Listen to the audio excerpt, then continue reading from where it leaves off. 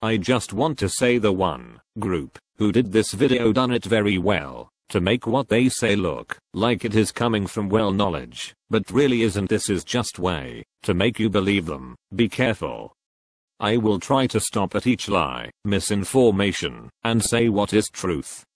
Before that, believe me, the only point of them mentioning the taqiyya is stopping you from reading or hearing any other voice, but I know you are smart enough to know that. But the Quran is only one book written by one man in his own lifetime. It is meant to be taken literally, and it's not full of symbolism or vague analogies. It is mostly direct commands. Absolutely not. Let's see this statistical mentioning of things.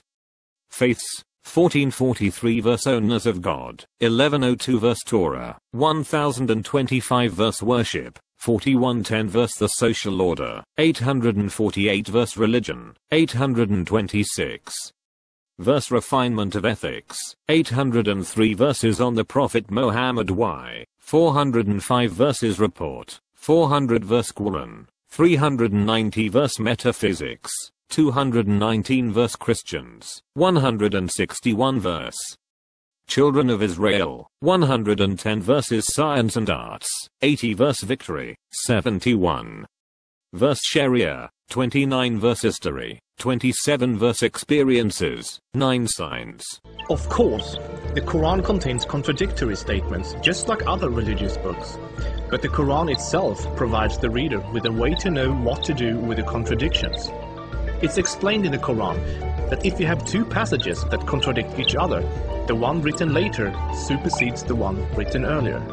Where is the Quran said that, with the absolute way you try to make us believe? Yes, there is some verses override other verses, but that without any meaning or rule, that any new verse override the old one. The point is each verse is dealing with different saturation in different time, and in the Quran it is who has revealed the book to you. Some of its verses are decisive, they are the basis of the book, and others are allegorical. Then as for those in whose hearts there is perversity, they follow the part of it which is allegorical, seeking to mislead, and seeking to give it their own interpretation, but none knows its interpretation except Allah, and those who are firmly rooted in knowledge say we believe in it. It is all from our Lord, and none do mind, except those having understanding. Surah 2:07. Most Westerners are unaware that the peaceful, tolerant passages were written early in Muhammad's prophetic career. According to the Quran, those passages have been abrogated by later, more violent and less tolerant passages. Absolutely not. In fact, the Meccan verses, early verses, are showing distress and encouragement to jihad, while civil verses Madana mainly is a verses to teach religion and social live. In the Quran, Allah makes it clear that man-made governments, such as a democracy, and free speech, such as criticizing the Quran, are abominations and must be eliminated. That is absolutely taking part of the truth. You need to know what they talk about in the Quran. There is verse say, therefore the righteous women are devoutly obedient to Allah, and to their husbands, and guard in their husband's absence what Allah orders them to guard, for instance their chastity, their husband's property. As to those women on whose part you see ill conduct, admonish them first, next, refuse to share their beds, and last beat them lightly, if it is useful, but if they return to obedience, seek not against them means of annoyance. Surely, Allah is ever most high, most great. Surah 04:34. So see the one who betray their husbands, admonish them first, next, refuse to share their beds, and last beat them lightly, if it is useful. And to know more you have to know that the only way to understand the Quran completely is through the hadith, what the Prophet Muhammad said, and take this one: a man beat his wife maybe of the face. And someone reported that to the Prophet PBUH, and his judgment was in favor of the woman with qisas, an eye for an eye punishment. Allows an injured plaintiff to exact legal revenge, literally an eye for an eye. Commands that a thief must have a hand cut off. Commands that homosexuals must be executed. Orders unmarried fornicators to be whipped, and adulterers to be stoned to death. Orders death for both Muslim and non-Muslim critics of Muhammad, the Quran, and even Sharia itself. Orders apostates to be killed. Commands offensive, aggressive, and unjust jihad. As written in the Quran, Sharia is the law of Allah. Any other form of government is a sin. Absolutely not. In the Quran there is verse say 38, and those who answer the call of their Lord, that is to believe that he is the only one Lord Allah, and to worship none but him alone, and perform as salat ikamat as salat, and who conduct their affairs by mutual consultation, and who spend of what we have bestowed on them. Surah 42:38. That surah name mutual consultation, which mean a democratic way of dealing with things. It is the duty of every Muslim to keep striving until all governments have been converted to Sharia law.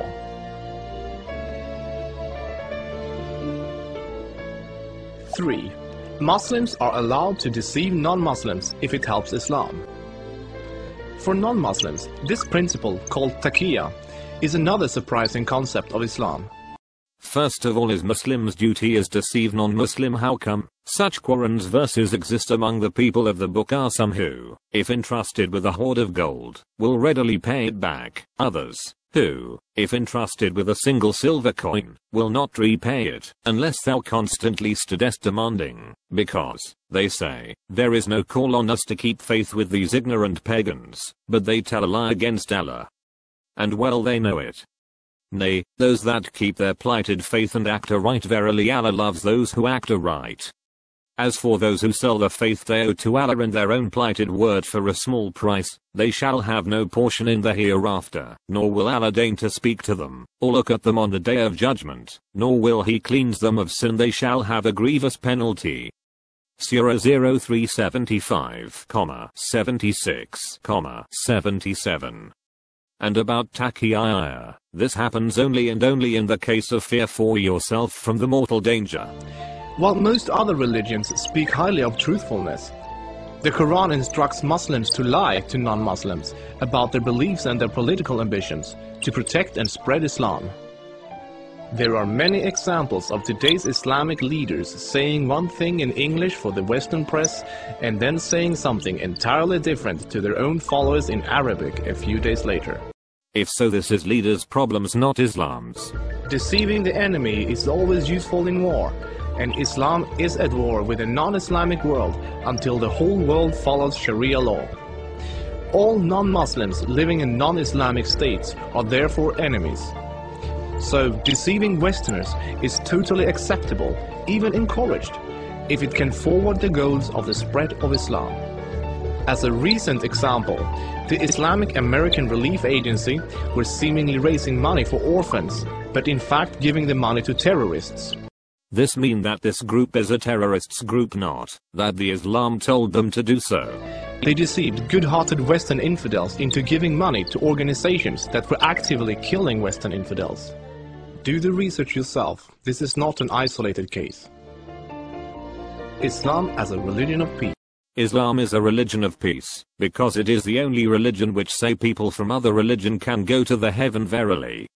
Those who believe, and those who are Jews and Christians, and Sabians, whoever believes in Allah God and the last day, the judgment day, and does righteous good deeds shall have their reward with their Lord. On them shall be no fear, nor they grieve. Surah 2:64 and the same meaning at Surah 5:69, both of which is Madaniya, last revealed part of the Quran. Another thing, do you know what Islam writing in Arabic mean? It means peace.